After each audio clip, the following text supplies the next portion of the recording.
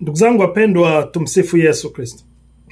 Basi ninayo furaha kubwa tena kualika siku ya leo katika tafakari yetu ya neno la Mungu, na leo ikiwa ni siku ya 36 ya mafungo yetu ya Kwaresma, mafungo ya siku 40.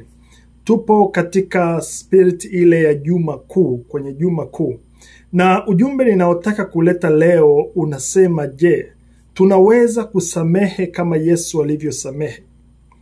Ndugu zangu wapendwa, katika maisha yetu tumewahi kuumizwa. Bila shaka tumeumizwa.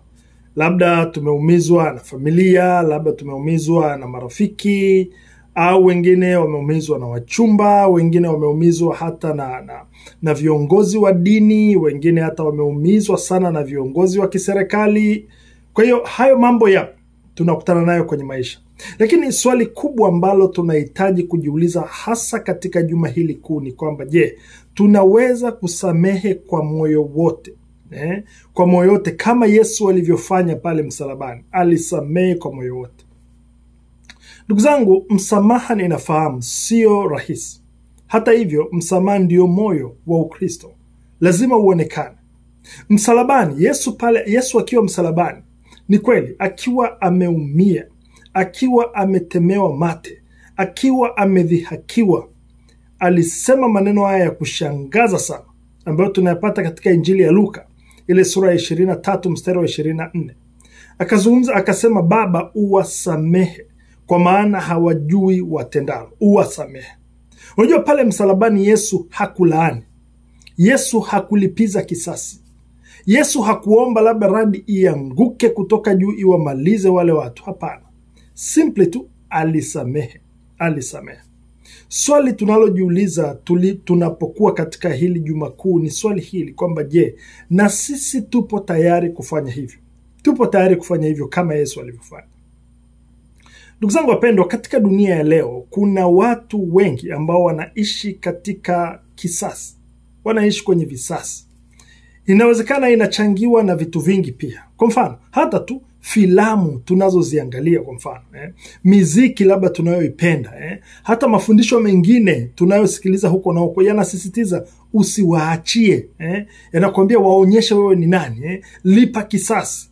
Ni kwamba mafundisho haya au miziki hii au saa nyingine haya mafilamu yana maudhui kwamba usikubali kushindwa.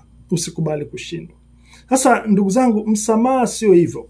Msamaha sio udhaifu. Msamaha ni ushindi. Ni ushindi katika upendo. Ni ushindi wa upendo dhidi ya uovu. Ni ushindi. Ndugu zangu wapendwa, msamaha wakati mwingine sio wakati mwingine, msamaha mara zote unatupa uhuru wa kweli. Unatoa uhuru wa kweli.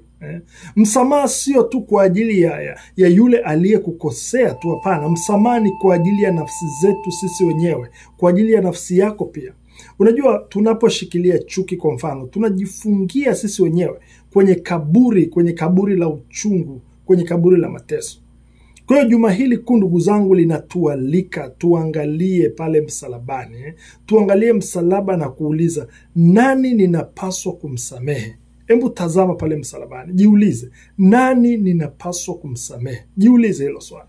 Tukimwangalia Yesu, ndugu zangu, tunaona kuwa hakuna sababu inayotosha kutokusamehe. Hakuna sababu inayotosha kutokusamehe. Kama kweli tunataka kufufuka naye, kama kweli tunataka tuone hii Pasaka ikiwa na manufaa kwenye maisha yetu, ni lazima tukubali kusulubisha kiburi, tukubali kusulubisha kisasi, kusulubisha chuki yetu yote pale msalabani. Mungu Mwenyezi awabariki na kuwatunza. Nawatakia Juma Kuu lenye baraka na neema. Tumsifu Yesu Kristo.